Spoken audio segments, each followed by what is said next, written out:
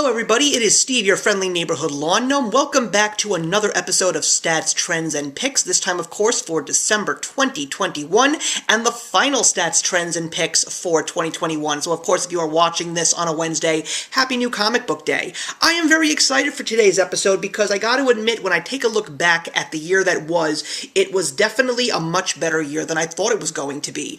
When we started off in January 2021, I was basically anticipating myself to completely drop the big two based on the stories that they were offering. What I didn't really anticipate was what was going to be coming down the pike. Not only did we have a very strong year when it came to more great indie titles, but this was definitely a better year for the big two because I definitely saw myself leaning towards specific artists and writers that I had not known that much about, as well as the ones that I already did know. And I gotta say, as a whole, it was a fantastic 2021. When we take a look at the numbers, as we always do, December was a record-breaking month for the year as I purchased a total of 68 comic books. And the good news is it seems that the whole issue with the paper supply chain doesn't seem to be really affecting the comics as it did during the early portion of the fourth quarter of 2021. Things really seem to be going in a much more streamlined fashion. As a matter of fact, for the last week of the month of December, I ended up getting 2 comic books that I thought were not coming out until January of 2022.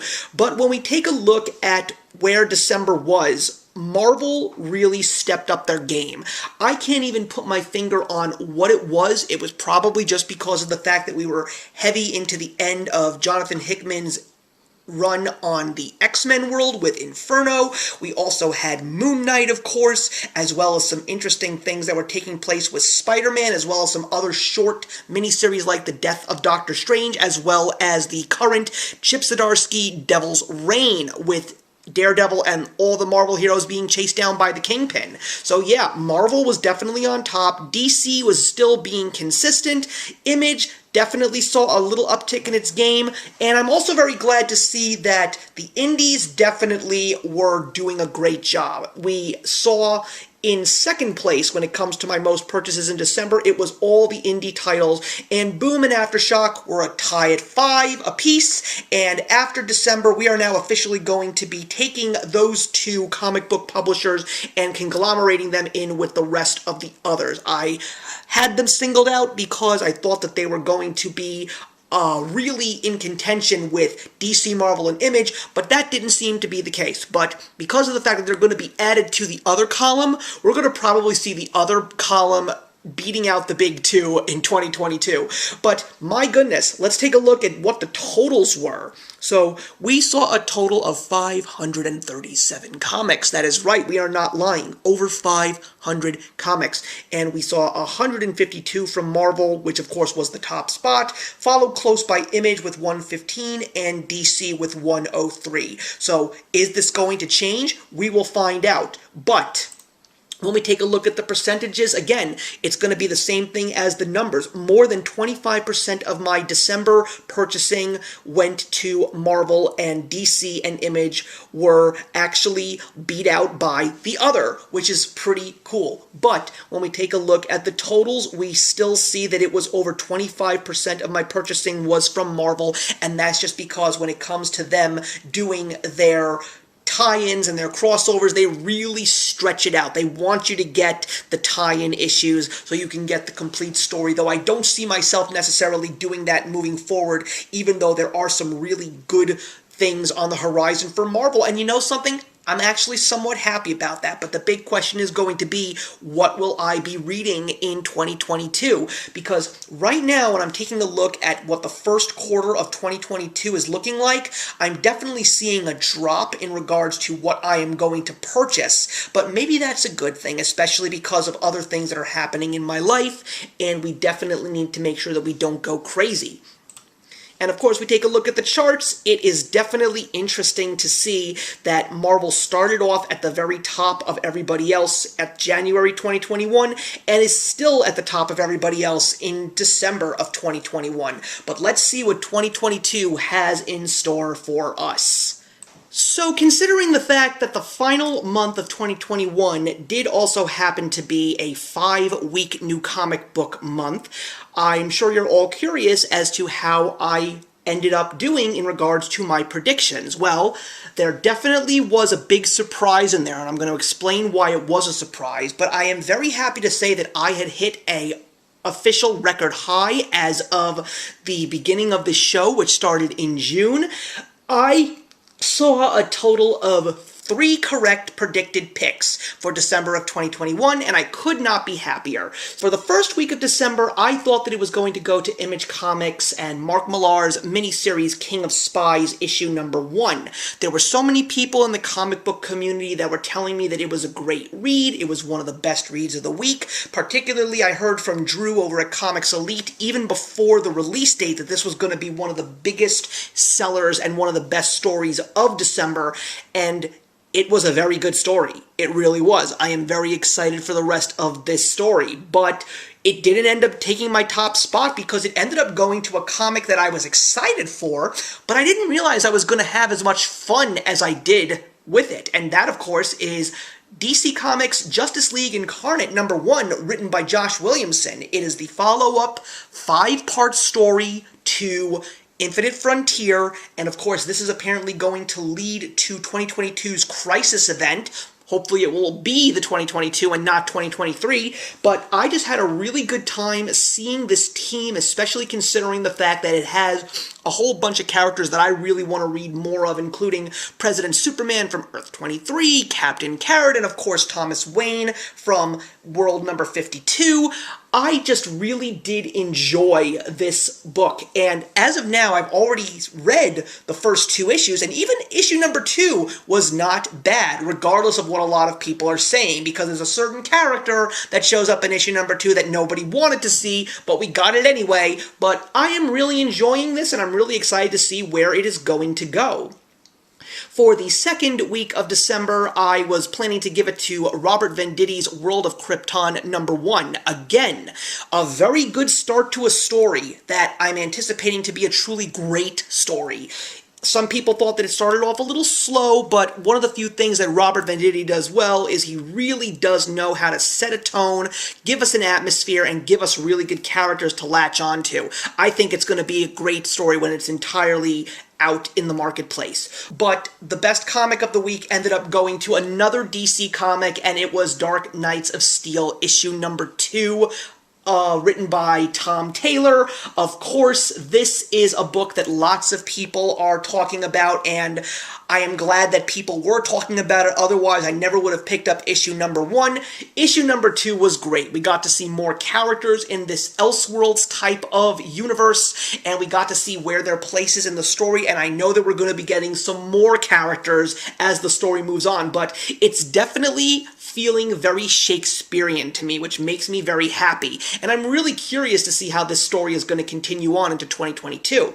The third week of December was interesting. There were so many great reads that came out that week, and it was very hard for me to actually just give it to one. I think the thing that I was saying to my friends that was absolutely hilarious was, I have a feeling that it's going to go to a Jeff Lemire book because he literally had 3 of his books coming out on that very same week, and it was all going to be a matter of which one was going to grab me the most. Was it going to be Dark Horse's Maze book issue number 4? And the funny thing is, we ended up getting the conclusion to that series on the last week of December, when I thought we were going to get it in January. It could have also been Primordial from Image Comics, issue number 4, because that was a great read too.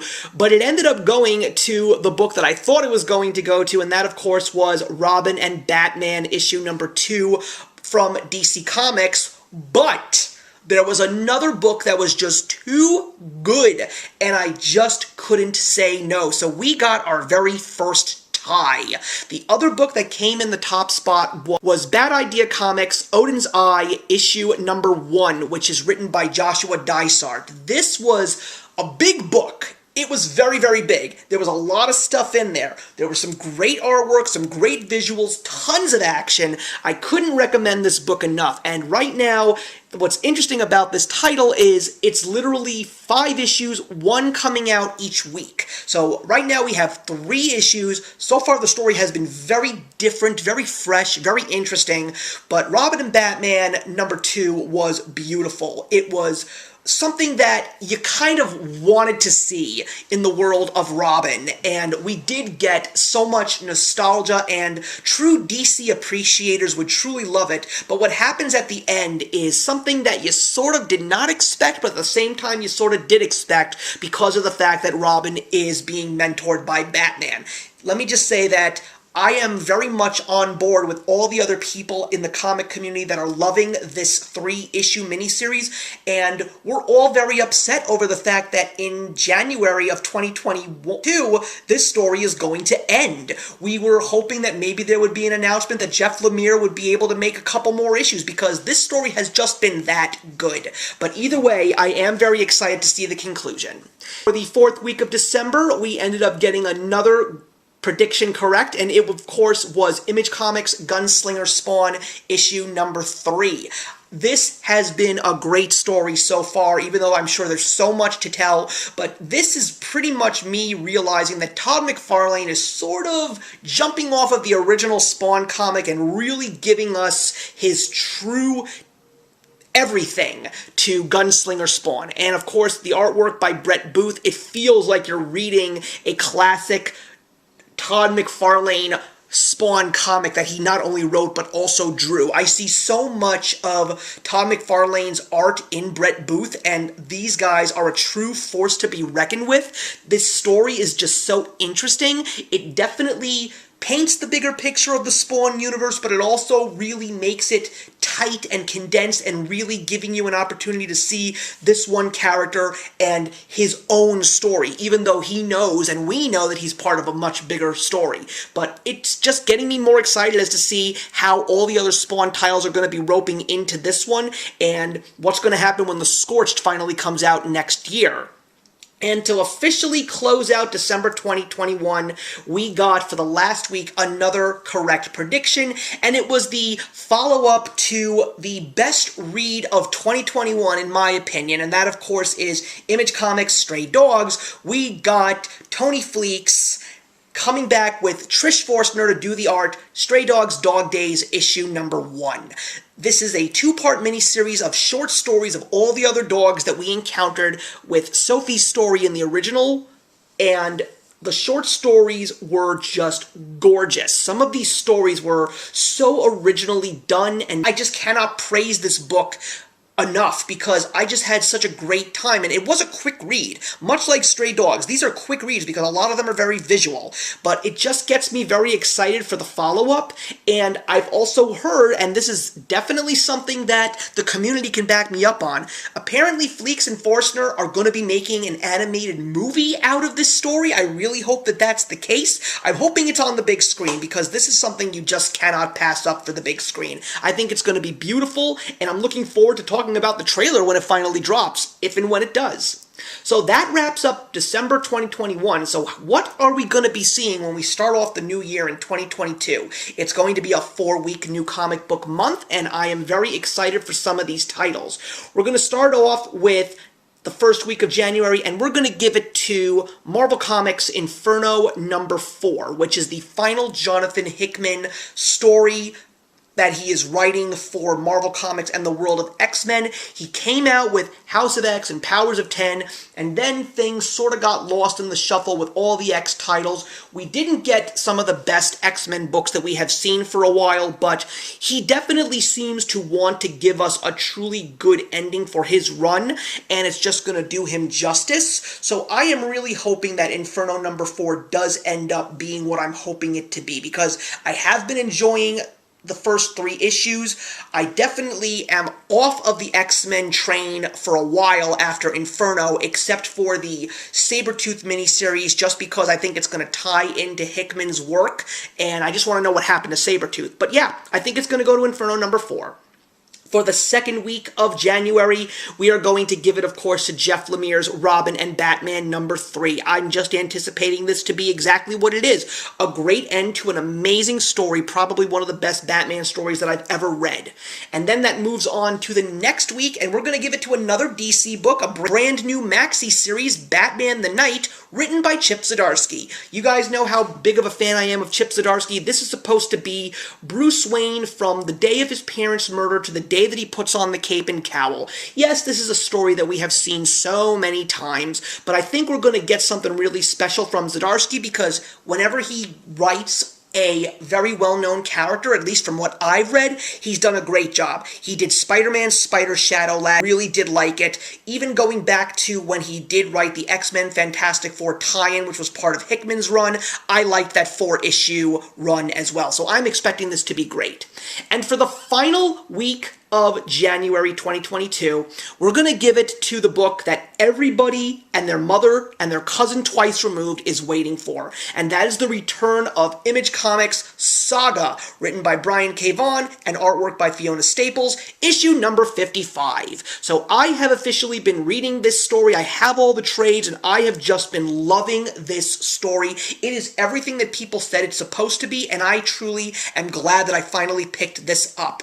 I am not anticipating to continue to collect the floppies, but because this is a landmark after a 3.5-year break, just to have this story come back and get the second half of this world that people have just been craving, I am just wanting to make sure that I am officially in and on time with the rest of the world that is fans of Saga, and I am anticipating an amazing second half. Like I said, I'm only going to collect issue number 55 for the value of the comeback, but I will be collecting the trades until this story officially comes to an end. And that's going to wrap up another day of stats, trends, and picks. I really am glad that I started doing this over here on That's Comical. I hope you have enjoyed it as well. Please leave your comments and let us know what you were anticipating the most in December and what you are looking forward to in 2022. But until then, I will see you in the next one.